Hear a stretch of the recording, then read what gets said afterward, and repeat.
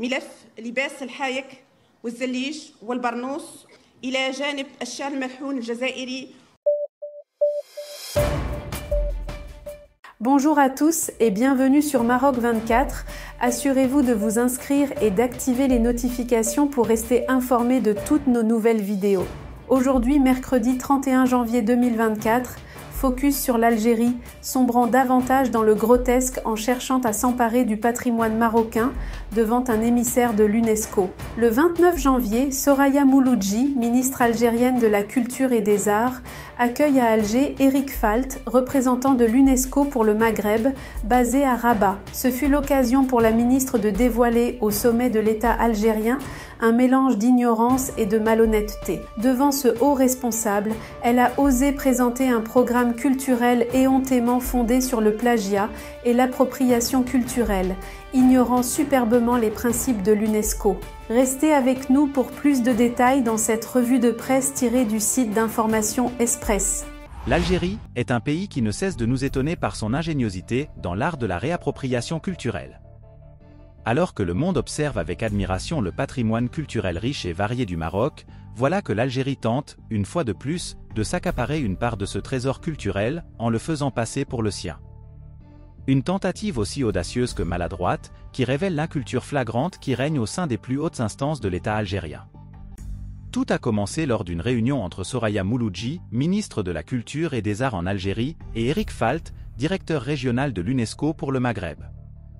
L'objectif était de discuter de la coopération entre l'Algérie et l'UNESCO dans le domaine de la protection du patrimoine culturel.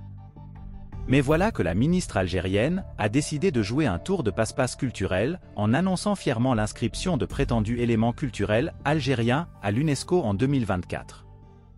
Parmi ces prétendus trésors culturels algériens, on retrouve le Zelige et le Meloun, qui sont en réalité des éléments culturels marocains déjà enregistrés par le Maroc auprès de l'UNESCO.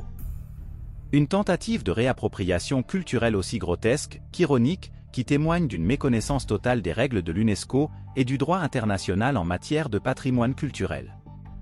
Pourtant, les experts n'ont pas tardé à démasquer cette supercherie. Ils ont rappelé que l'UNESCO n'accepte l'inscription que d'un élément par pays tous les 2 ans, rendant ainsi impossible l'ajout de nouveaux éléments en 2024. De plus, l'Algérie a déjà enregistré le rail à l'UNESCO et prévoit d'enregistrer un costume traditionnel en 2024, ce qui rendrait toute autre inscription encore plus improbable. Mais l'Algérie ne s'arrête pas là, dans sa quête effrénée de s'approprier le patrimoine culturel du Maroc. Elle envisage également de renforcer le Centre régional pour la préservation du patrimoine culturel immatériel en Afrique, CRESPIAF, une coquille vide qui a mystérieusement commencé à exister après l'annonce par le Maroc de la création du Centre national du patrimoine immatériel. Enfin, pour couronner le tout, la ministre algérienne de la Culture a annoncé l'organisation d'une conférence internationale sur le patrimoine culturel subaquatique le 26 février 2024. Marchant ainsi dans les pas du Maroc, qui avait déjà organisé un événement similaire en 2023. Une nouvelle preuve de l'incapacité de l'Algérie à innover et de sa propension à copier ce que font les autres. En somme, cette tentative d'appropriation culturelle de l'Algérie est un véritable festival d'ironie et d'incompétence. Elle met en lumière l'inculture qui règne au sein des plus hautes instances de l'État algérien et du régime militaire sénile qui le dirige. Et rappelle à tous que le patrimoine culturel ne s'acquiert pas par la réclamation, mais par la préservation et la valorisation authentique. Alors, chapeau bas, l'Algérie, pour cette performance digne d'un numéro de cirque culturel. Pour rester informé, je vous invite à regarder les vidéos Maroc 24 qui s'affichent sur votre écran.